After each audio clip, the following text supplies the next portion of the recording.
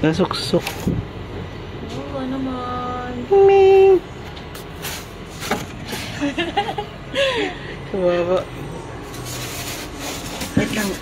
This hapless kitten was found with its head stuck in a polystyrene box. Wala, nagagalit siya sa akin. Lolo, kawawa naman. Ni-rescue ko ng kapatid mo eh. Ayaw ba? Naipit. Nabikti. Ito ako.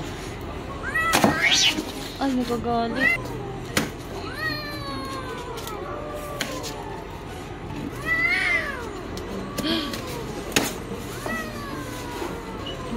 Kala niya siguro pinapatay mo na. Uy.